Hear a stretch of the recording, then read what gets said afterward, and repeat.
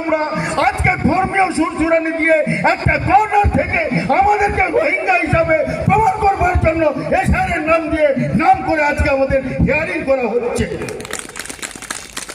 জবাব চাইতে হবে।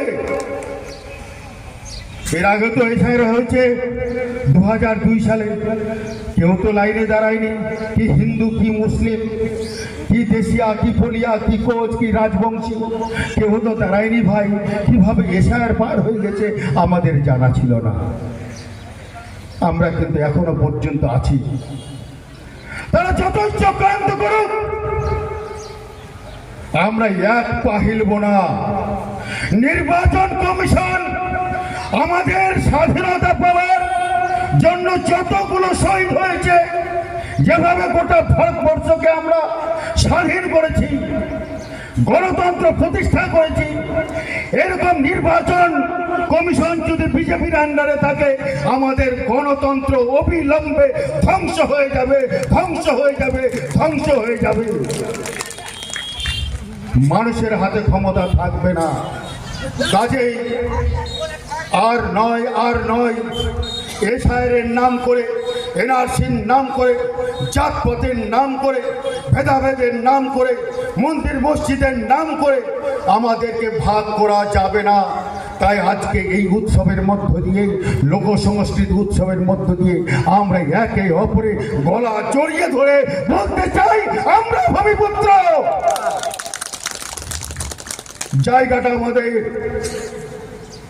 তোমরা যতই চক্রান্ত চালাও না কেন, আমরা দেশিয়া ফলিয়া কোচ নমসূত্র থেকে আমরা ধর্মান্তরিত মুসলমান হয়েছি।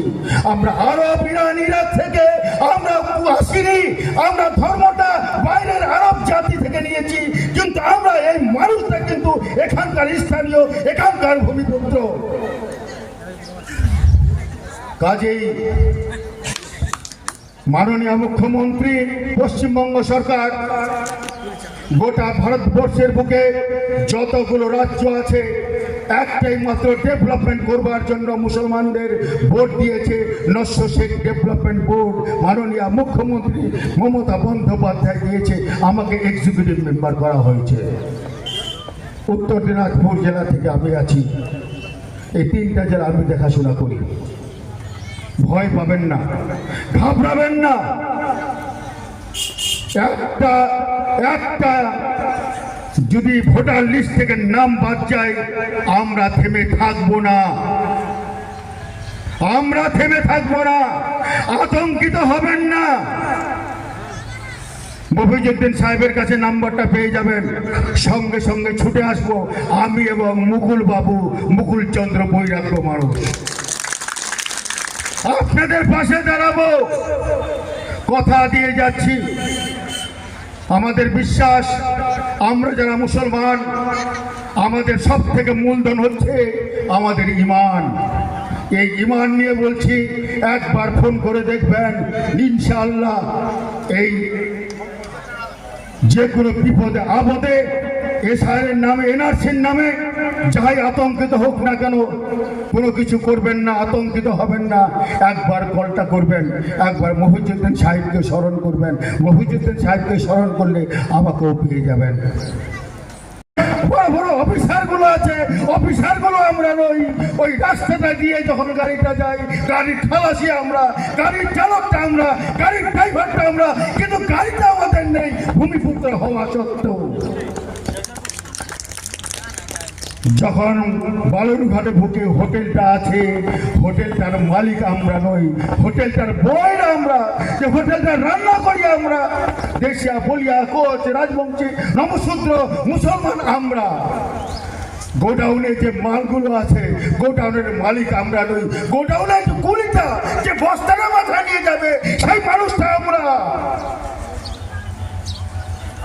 কাজেই আমি হয়তো একটু বসি বলে ফেললাম, অন্তর থেকে ব্যথা আছে। আমাদেরকে একটা কর্নার থেকে, একটা সাইড থেকে আতঙ্কিত করা হচ্ছে। তোমরা বাইরে, তোমাদেরকে বাংলাদেশে চলে যেতে হবে। আর এটুকু বলতে পারি, কারো দম নেই আমাদের এখান থেকে সরাবার। কারো দম নেই আমাদের এখান থেকে সরবার, কারণ আমাদের প্রতিবেশী, আমাদের ভাই।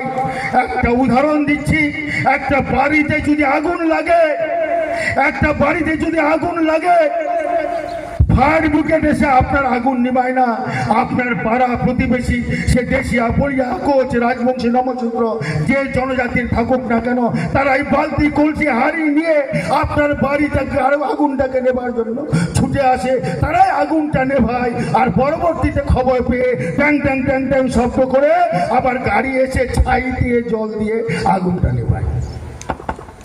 তাহলে মূল আগুনটা কেন ভাই? কাজেই পাড়া প্রতিবেশীরা, আমরা যারা পাড়া প্রতিবেশী আছি, যে কোনো বর্ণের ধর্মের মানুষ থাকুক না কেন, আমরাই প্রতিবেশী। আমরা ঐক্যবদ্ধ হয়ে যদি থাকতে পারি, আমাদের এতটুকু হিলাতে পারবে না।